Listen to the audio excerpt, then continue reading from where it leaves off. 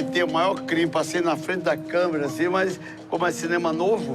Não, mas você já é um orixá, cara. Eu sou Jesus Cristo, eu sou Alá, eu sou Ogum, eu sou Davi. Eu clamo por todos eles num corpo só. Eu sou um cavalo. Nossa hora tá chegando, irmão! Esse personagem que você assumiu foi com uma dignidade, com uma personalidade tão forte que atingiu o seu espírito. Vocês eram verdadeiramente mitos para nós. Uma camisa azul, assim, cor do mar, sempre ao verde, sempre cheiroso. Infernal, lindo demais. Você é um combatente que dança. Você não briga, você não vem armado. Essa imagem que você fala, né, o capoeirista mental... Então quer dizer que esse pai não bagunçou essa cabeça. Bagunçou muito. É óbvio que bagunçou demais. Que lindo! Esse documentário é uma grande homenagem.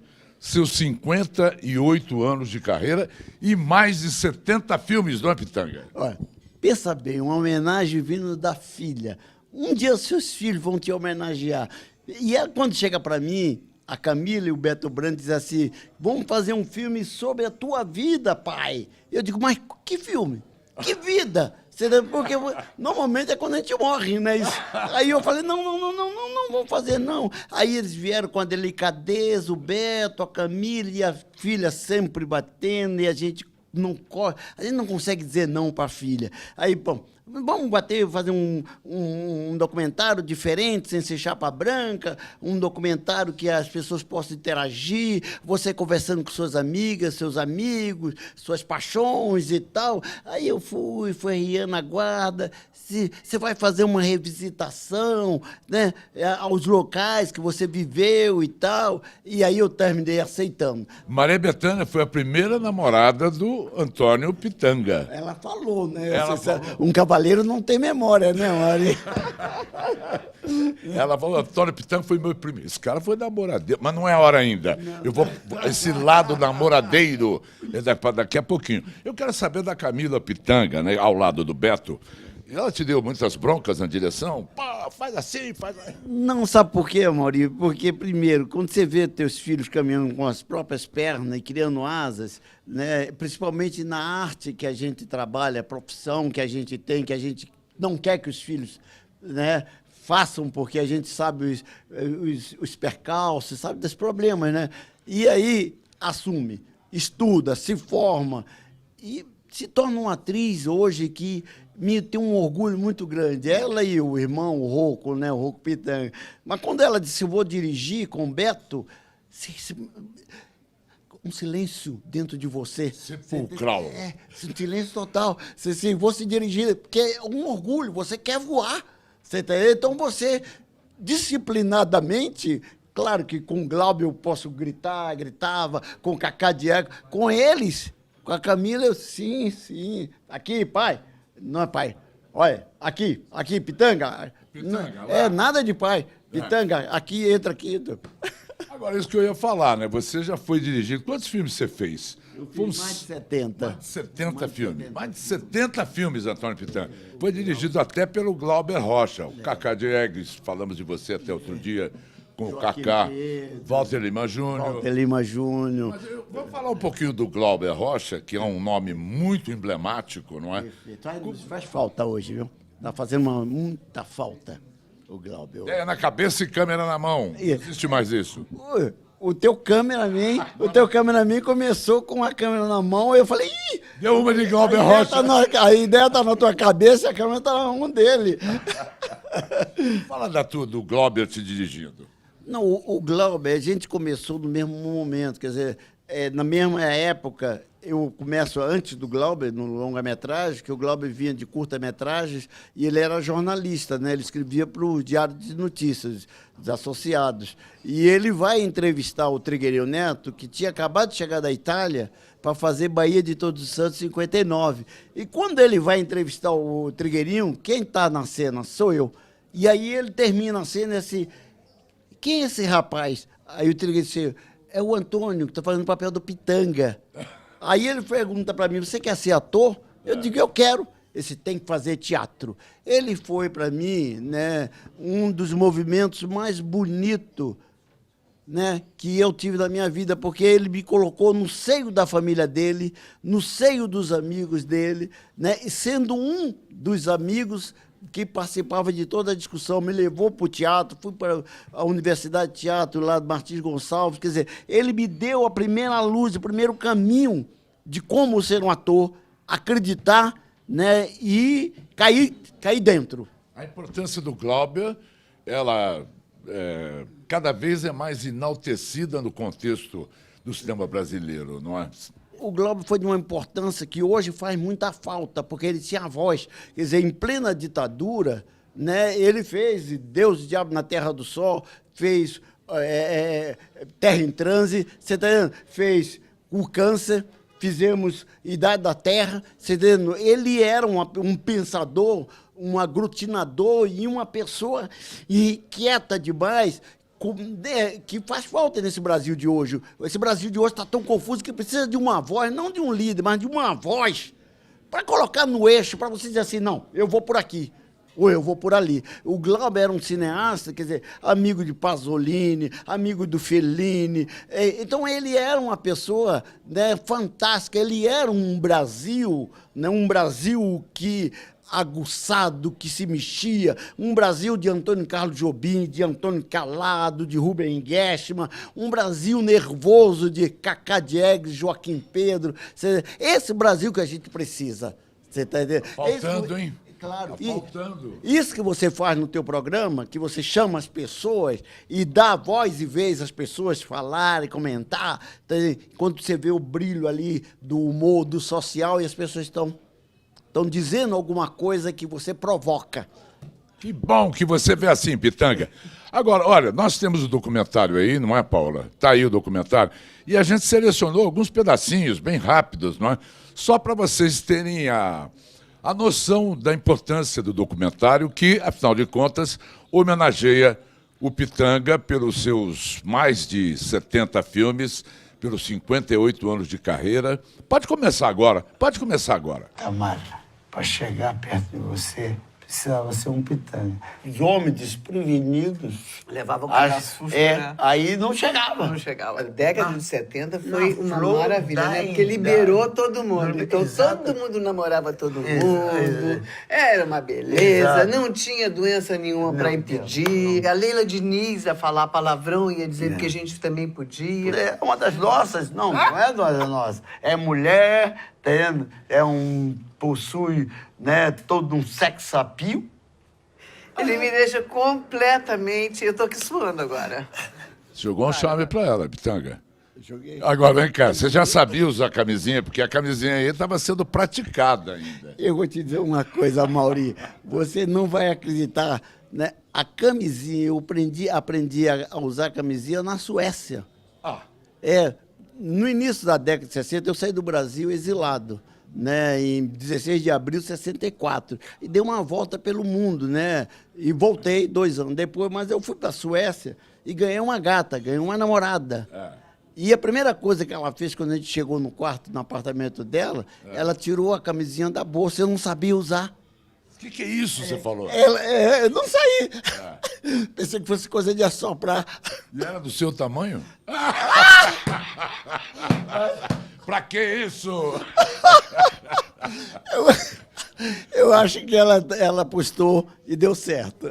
Bom, então você quando chegou no Brasil, a camisinha saiu, você já tinha sido apresentado a ela. Mas a camisinha, gente, bendito momento, né, década, né, que não existia essas doenças loucas, né? Você tinha uma gonorreia, que era uma bendita gonorreia, né? Você não transava de camisinha, as meninas usavam a pílula, porque a pílula, os 25 dias, né, era incrível, porque dificilmente falhava. Você não tinha a pílula do dia seguinte. Mas ninguém ficava grávida. Você tá entendendo? Então, porque é um controle, havia uma parceria também entre, que se você não fosse cafajeste, claro. Entendeu? Se houvesse uma relação de amizade e tal, eu acho que essa coisa a gente conseguiu entender, né, e inaugurar um momento lindo, porque todo mundo era de todo mundo.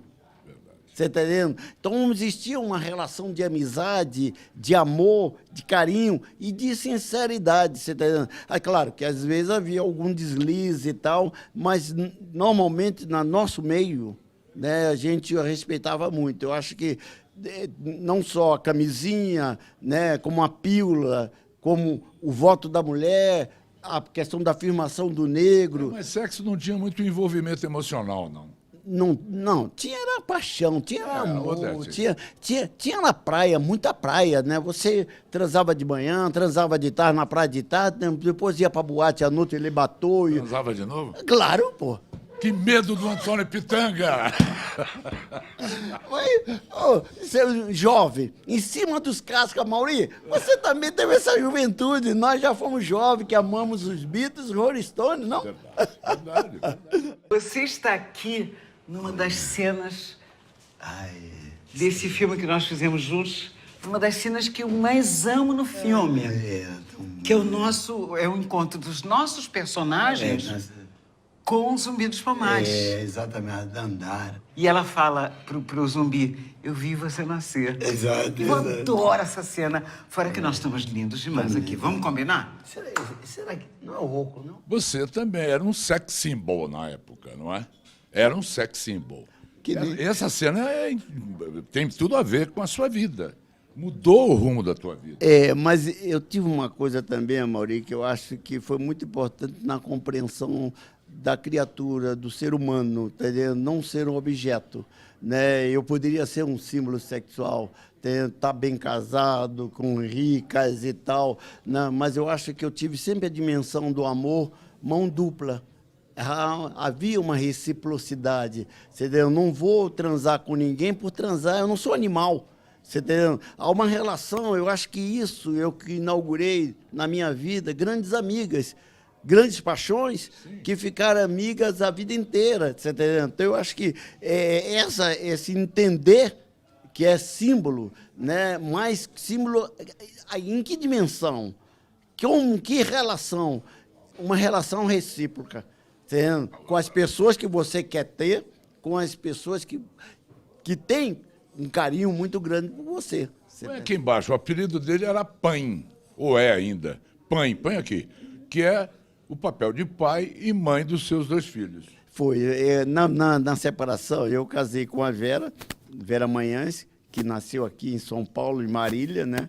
E na separação, na partilha, ela falou, você tem melhores condições emocionais, melhor situação financeira, fica com as crianças.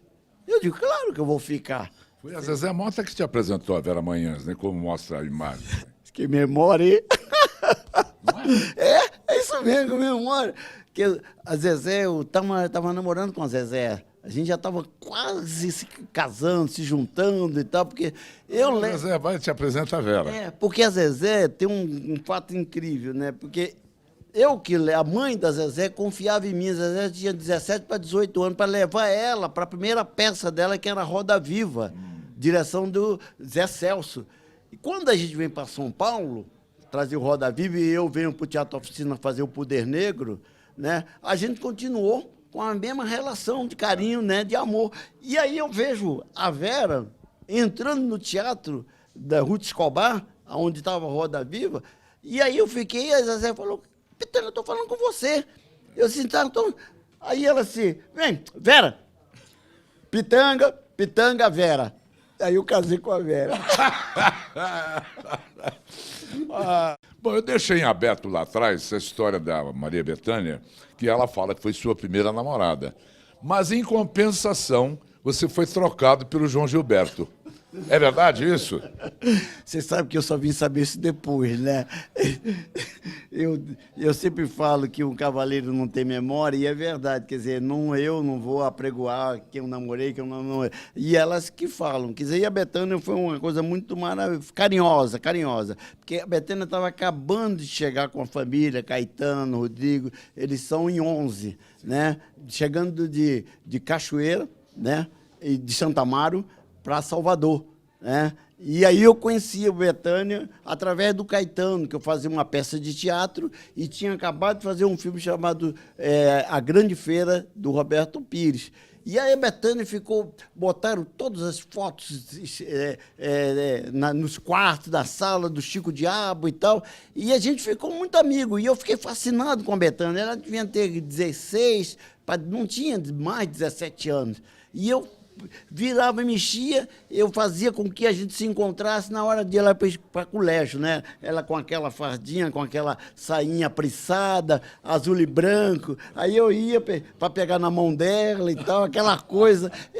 Foi minha primeira namorada. Eu acho que eu fui o primeiro namorado dela também. Maria Bethânia e Antônio Pitanga, que bonito. Uma relação maravilhosa, carinhosa, uma grande amiga, né? Que as pessoas até se surpreendem no filme ao ver Bethânia tão à vontade, tão carinhosa, porque a Bethânia é aquela Bethânia. Você não tem maquiagem, não tem apronte, não. Ela é espontânea. Então, eu acho que ali me revela muito uma relação de amigo com essa família, com Caetano, e depois todo esse pessoal, Glauber, Paulo Gil Soares, tá entendendo? Foi formando a roda. Foi formando a roda baiana.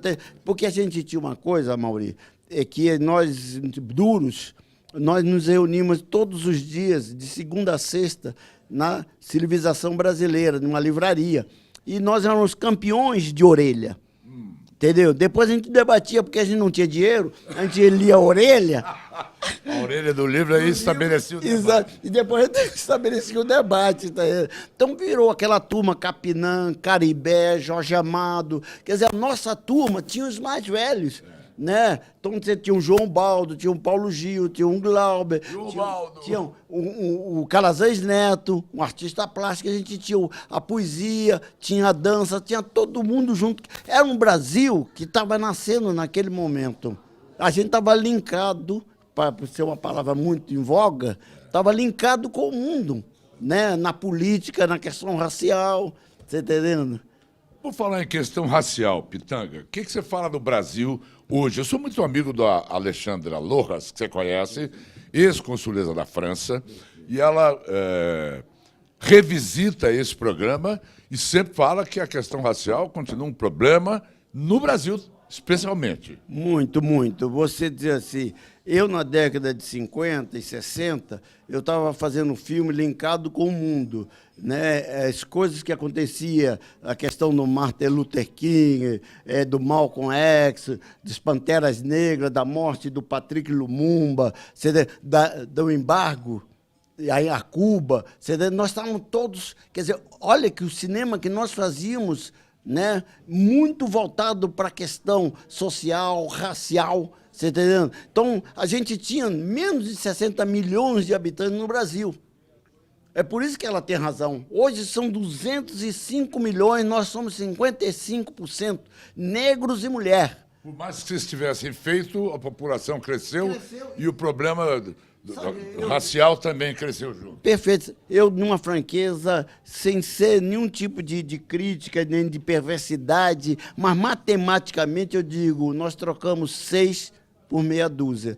Porque num projeto que você vê Lázaro Ramos, Camila Pitanga, Chero Menezes, Juliana Alves, você vê uma gama de atores jovens negros, mas você não vê o Milton Gonçalves, você não vê a Ruth de Souza, você não vê a Léa Garcia, você não vê a Zezé Mota fazendo parte de uma família, como nós fizemos na novela do Silvio de Abreu, A Próxima Vítima. Né? Ou mesmo aqui, né, Vidas em Conflito, que nós fizemos aqui na TV Excelsior, na Estia. Você não era nem nascido, né? Acho que não. Prefiro dizer que acho que não. Na década de 60, que era também sobre a questão de uma família negra. Entendeu? Então, aí você vai encontrar, numa novela, você vai encontrar Tarcísio, você vai encontrar o filho de Tarcísio, Tani Ramos, o neto do Tarcísio, Bruno Galhaço, entendeu? Você vai encontrando, e na família negra você não encontra. Então, o processo continua o mesmo, entendeu? Talvez até pior. A luta precisa continuar. Muito, muito, porque você hoje diz, né, passa um dito democracia racial que é uma mentira. né? Você não, na dramaturgia brasileira, você vai encontrar, olha, você fala português do Iapoque, é um país de tamanho continental, né? Onde se fala língua portuguesa. E você tem um percentual de mais de 50% é negro. Aqui tem o negro, tem o branco, está tudo aqui no seu programa. Na rua, nas esquinas, nas praças, está o Brasil. Nos Maracanãs, Pacaimbus da vida, está o Brasil. Na dramaturgia não está. Então alguma coisa está errada, não está não, Maurício? Não espelha a realidade. Não espelho, eu não me vejo. Olha, eu me lembro, eu eduquei meus filhos, na separação eu fiquei com o Rocco e com a Camila. O Rocco com 5 anos, Camila com 8 anos. Eu tinha acabado de fazer um filme na Colômbia, né, La Mansão de Aracaima, e com esse dinheiro eu dei entrada numa casa em Jacarepaguá, lá no Rio de Janeiro, né? A gente via o programa, para você ver, na época, o programa de sucesso era a Xuxa. Eu vim da Bahia e dei para minha filha, mas não é dar, uma boneca preta. Ela estudava num colégio particular, no jardim, né? Primeira alfabetização. Eu tive que... Colégio qualificado.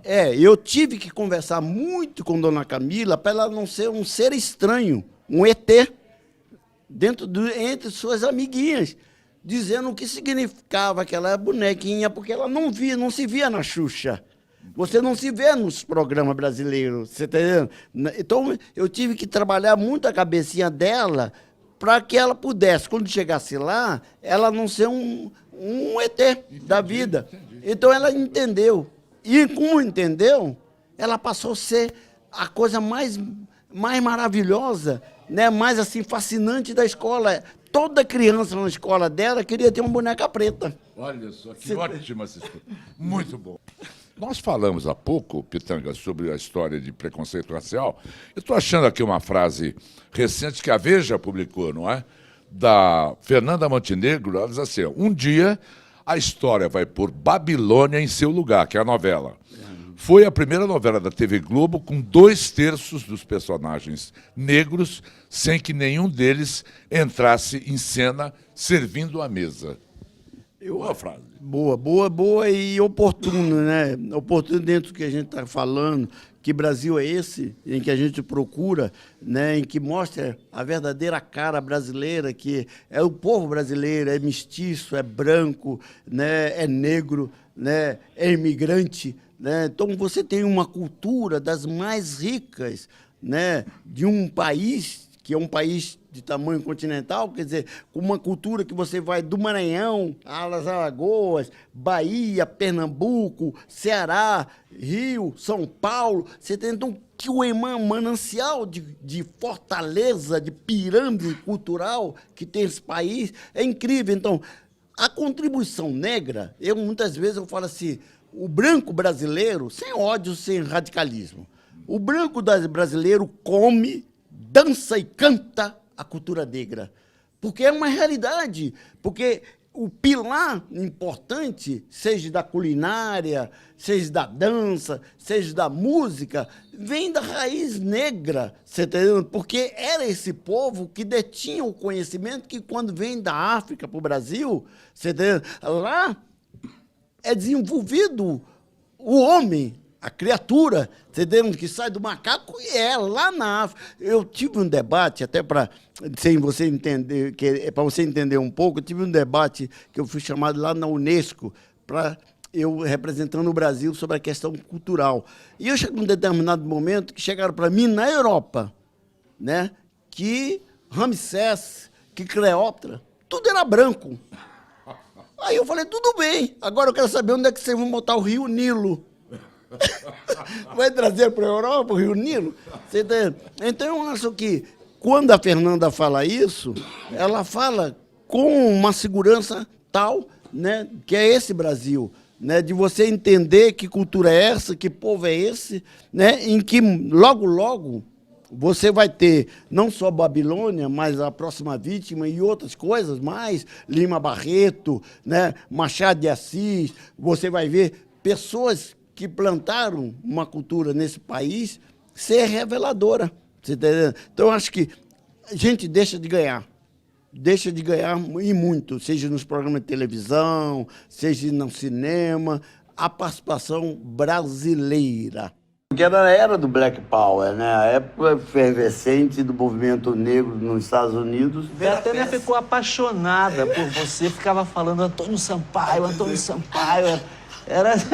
Era como assim, vocês eram verdadeiramente mitos para nós. Você me leva para tua casa e eu vejo lá o Chico Diabo. Eu digo assim, o primeiro fã da minha vida. Deco, não tenha medo. Nem mesmo o Chico Diabo tem coragem pra fazer isso. O quê? Não tem coragem? Vou lhe dizer, o pessoal de lá sempre achou que essa feira é o intestino da cidade. Pois bem, a barriga tá suja, vou dar um purgante pra valer. É fogo, fogo em tudo! A gente ia para as peças da escola de teatro e você ficou como uma estrela assim na nossa vida e para sempre. Caetano Veloso, quanto tempo tem o documentário Pitanga? Isso que nós mostramos está no documentário que se chama Pitanga, dirigido pela Camila Pitanga e pelo Beto Brandi. Eu quero ver esse documentário com muita... Minha produção inteira viu. Como eu estava fora de São Paulo, eu cheguei e falei, Antônio Pitanga, me abasteça. Aí me contaram tudo desse documentário. Quanto tempo tem? Esse documentário tem 1 hora e 53 minutos, mas ele foi produzido, né, nós conseguimos fazer 90 horas. Mas parece que você estava meio renitente, aí tiveram que te obrigar a fazer o documentário, foi isso? Porque quando chegou para mim, quer dizer assim, Camila, primeiro o Beto Brandi chegou para mim e disse assim, que o Beto é um cinéfilo, né, apaixonado pelo cinema brasileiro, eu quero fazer um filme sobre a tua vida, eu digo, o que é isso? Como fazer um filme sobre a minha vida? Não morri ainda. Exato. E olha que eu sou fã do Nelson Cavaquinho, que dizia assim, se há de prestar homenagem a mim, me prestem vida, o mangueirense. Mas aí ele chega depois com a Camila e começa a conversar. E que tipo de proposta é essa? Que não é um documentário chapa branca, onde você entrevista, depoimento e tal, mas um documentário onde você interage. Está acabando o tempo, né? Mas eu quero aproveitar, porque tem um papo aí no documentário que você se encontra com um grupo e que vocês ficam discutindo a própria morte, é isso? E que você... E o Pitanga fala que ele gostaria... Você gostaria de ver o seu próprio enterro, é isso? Eu falo assim, encontra Macalé... Quem falou que a gente não fica lá em cima olhando? Exato. Mas encontra eu, Macalé e Neila Torraca. Então a gente vai encontrar, por coincidência, os três de óculos escuros. E aí a gente começa a falar das dunas da Gal, de todo um movimento cultural, do sexo, né, do amor livre e tal. E aí, em determinado momento, eu falo assim, olha, sabe de uma coisa? Quando eu encontrar Deus, eu vou falar para ele da morte. Eu quero que na próxima vinda minha, eu possa ser espectador da minha própria morte. Aí o Macalé... Aí a gente começa a falar, e aí o Ney... começa a dizer assim, Ney diz assim, não, a minha eu quero com pipoca, o bacalé. Aí o Ney fala assim, a minha eu quero em 3D. Estamos comendo Coca-Cola, pipoca, refrigerante, tudo. Aí a gente começa a falar exatamente da relação de amizade, do carinho e do que a gente pensa da vida vivida, né? Então eu acho que são 3 amigos, né, que viveu as dunas da Gal, que também foi uma revolução, aquelas dunas da Cal lá em Ipanema, tá? E que não perdemos jamais, né, o tino do ser amigo. Né? Antônio Pitanga, que pena que acabou o nosso tempo. Eu só deixei de falar que hoje você está casado com a ex-governadora do Rio, Benedita da Silva, que eu já tive o privilégio de entrevistar várias vezes, eu gosto muito da Benedita, que é PT, você é PT também. E eu quero que você fale da tua posição política para nós encerrarmos essa história do imbróglio brasileiro todo. Uma coisa sintética, não precisa se estender. Eu acho que nós estamos vivendo o tempo da consciência, né? Um mergulho no caos para nascer aí uma consciência tão transparente, tão líquida, tão emocionante, humana, porque eu acho que a gente está exatamente num dos momentos mais difíceis, não é no Brasil, no mundo, né? Eu acho que pessoas, eu tenho me emocionado muito, eu sou muito assim, apegada a pessoas que muito queridas minhas, eu vejo sendo presas, entendendo? Uma relação. Eu disse, não acredito, eu não acredito nisso. Como é que essa pessoa chegou a esse ponto? Entendeu? Então, eu acho que a política, quando ela for a serviço do povo, o que a Benedita faz, ela é fundadora do PT, que nem o Lula, né? Ela veio da favela. A integridade dessa mulher é assim que você não tem Irretocável. Irretocável, é a palavra certa, irretocável. Quer dizer, e pensa bem, você não tem nenhum negro nesse projeto de corrupção. Se tivesse, estaria algemado. Você tá entendendo? Porque essa é a consciência. O Brasil é como um corpo humano, né, que aparece um tumor, você tem que tirar o carnegão, tem que espremer para sair o pus, tá entendendo?